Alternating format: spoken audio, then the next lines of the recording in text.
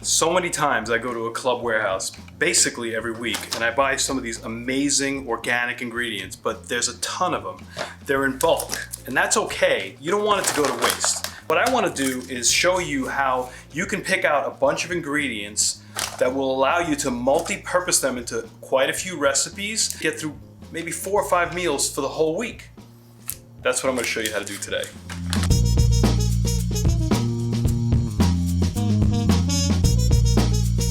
I'm going to start out by making a really simple salad. And I'm going to use some of these tomatoes, and they're so beautiful. I purchased this steamer, and I'm also going to use it as a strainer to rinse off my tomatoes.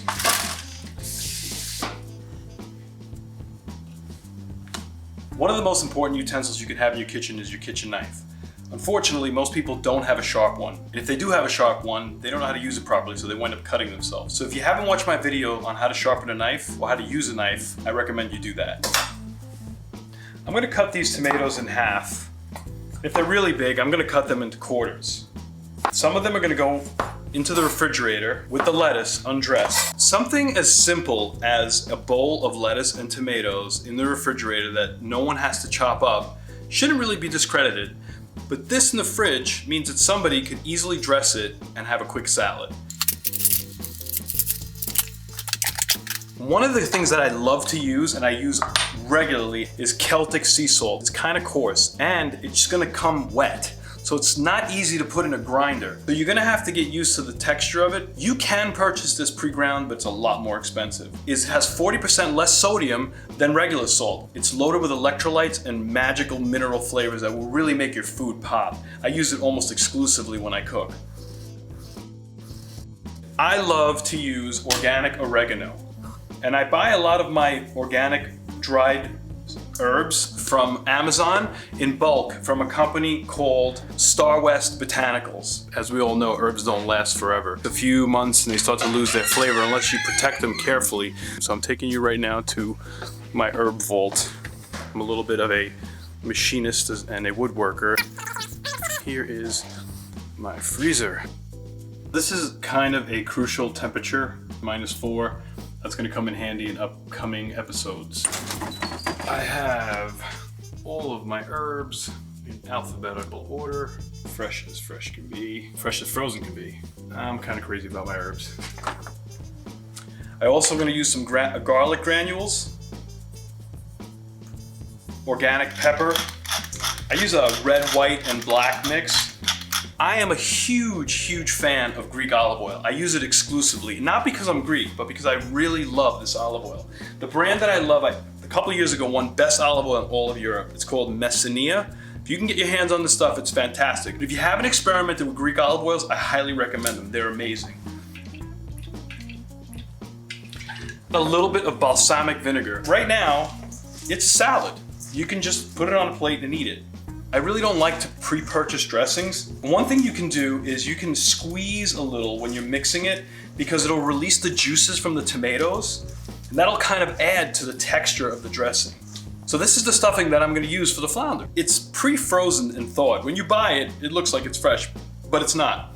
There is a proper way to freezing fish so you can maximize its flavor. A lot of people will take their fish and then they'll put it in a food saver bag or some kind of vacuum seal bag. According to the health department, that is the worst thing that you can do. Why? It's gonna be fine until you take it out to thaw it. If it reaches a certain temperature, the bacteria that it generates is so toxic that it can kill you. I recommend that you take your fish and you put it inside of a freezer bag. Get as much air out of it as you can, because if there's a little bit of air in it, you'll be perfectly safe. The most important element, the big key, is to never, ever rinse your fish before you freeze it. You only rinse your fish when you're ready to cook it.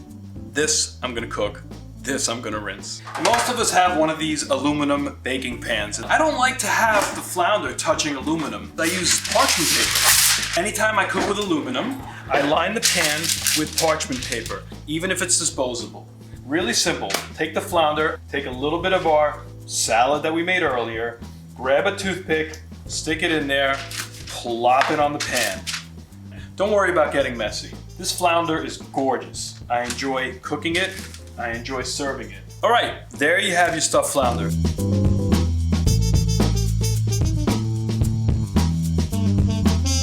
I like to cover it with organic salsa. Scoop a generous portion of salsa on each piece of flounder.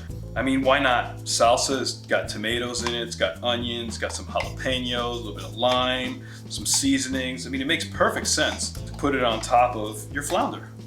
But there's a pro tip I'm gonna give you right now. What I rely on is not temperature. I rely on internal temperature with a thermometer. I like to cook my fish between 138 and 145 degrees because when you take it out, it cooks a little bit longer. This is called a chef alarm, and it's a pro thermometer by a company called Thermoworks. I love all their products, and this isn't sponsored yet. I'm gonna set the high temp to 140 degrees. I take the probe and I stick it on an angle into the meaty portion of the flounder.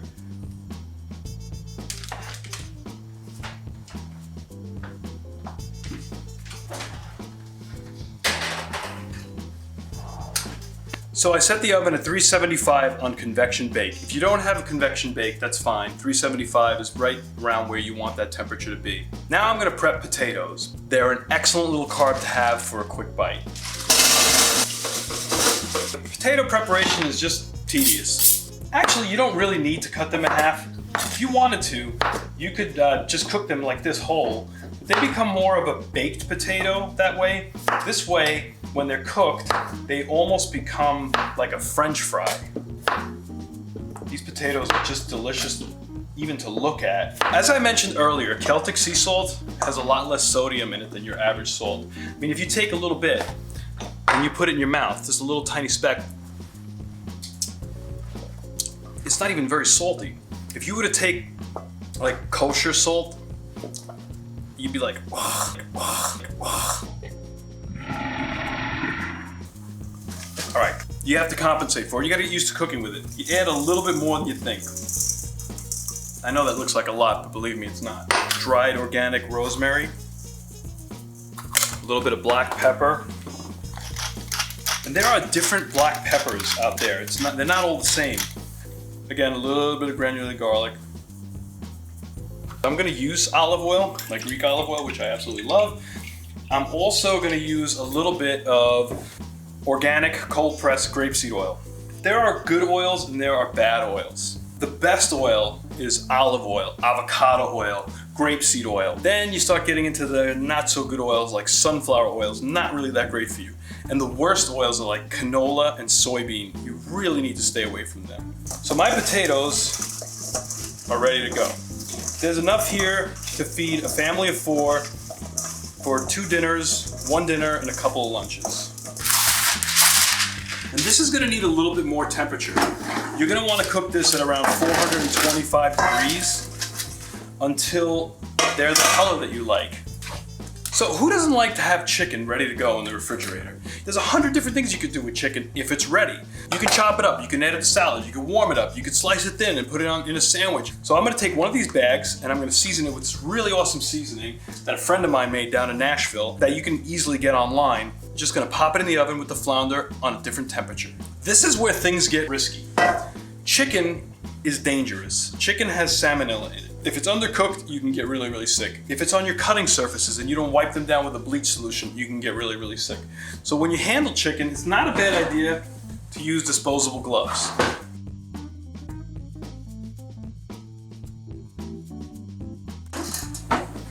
And as you know the routine by now, you line the pan with parchment paper. Some of these pieces are gonna be thicker than others. Try to find the thickest piece here. And here is my friend's awesome chicken seasoning. It's Thunderbird chicken scratch. This stuff is delicious. And I put on a real generous amount of it on the chicken. Not too much, you don't wanna get too salty, but a nice healthy coating. You don't need to put any oil on this. The fat from the chicken that will render off, and that should be enough. That's it, really simple. Now, what's the right temperature to cook chicken at? The internal temperature of chicken, according to the health department, has to reach a temperature of 165 degrees. Pro tip, you only bring it up to 160 degrees, then take it out of the oven and cover it with saran wrap, and it'll continue to cook until it hits 165. Then it's safe. You want the thermometer to be in the thickest portion of chicken. Thermoworks My favorite thermometer company in the world makes this little guy here. It's called the Dot. It doesn't have a low temperature alarm, but it has a high temperature alarm, and it's a lot less expensive than the Chef alarm. It's a really good alternative if you're trying to save money. I have like 30 of these. Now, I'm going to show you one of my favorite breakfast treats that everybody loves, breakfast nachos. In order to really maximize the flavor in this dish, you need a good quality cheese. I love Kerrygold. They're grass-fed cows. They don't put antibiotics in it. They're not overly processed. The price is pretty fair. When you make these breakfast nachos and your kids have them, or your significant other, or your neighbors, or your entire family, they will flip out. Grab a couple of oven-safe plates, and you take some kind of multi-grain tortilla chip that you like. I'm gonna use this because it has chia, quinoa, millet, and amaranth in it. What it does have in it that I dislike is organic sunflower oil. At least it's organic, but I would prefer an avocado oil. It's kind of hard to find chips that have really good quality oils in it. Let's see if this opens. Oh, that was easy. You take as many chips as you want. It's up to you. It really all depends on how many calories you want your dish to have. Based on the calorie count of the package, this amount here is about 450 calories. First, you add your salsa. And that really all depends on how many eggs you're gonna make. I just keep it covered until it simmers. Just drizzle a little bit of olive oil on it. Not much, about a teaspoon. One thing I love about Costco is that they serve organic eggs. So if you can get organic eggs from your neighborhood, I would recommend doing that. Look at that, just bubble away. So beautiful. Those are perfect. That Kerrygold cheese, ladle some of that salsa on top of nachos and the cheese. The eggs have a tendency of kind of melding together. Put that on top.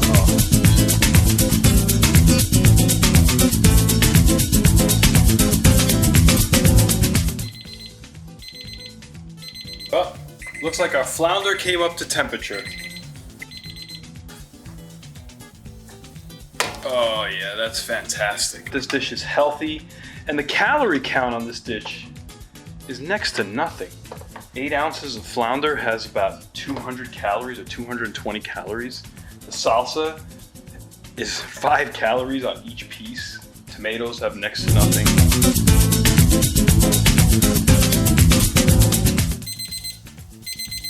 I love this chicken.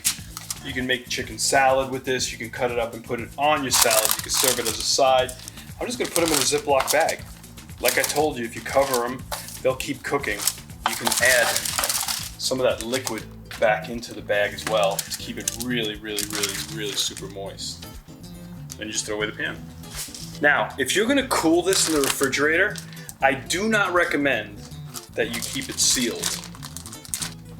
Since the point of making these potatoes was to use them throughout the week, I plan on reheating them. They're gonna get even crispier. So I kind of like them to be just like this.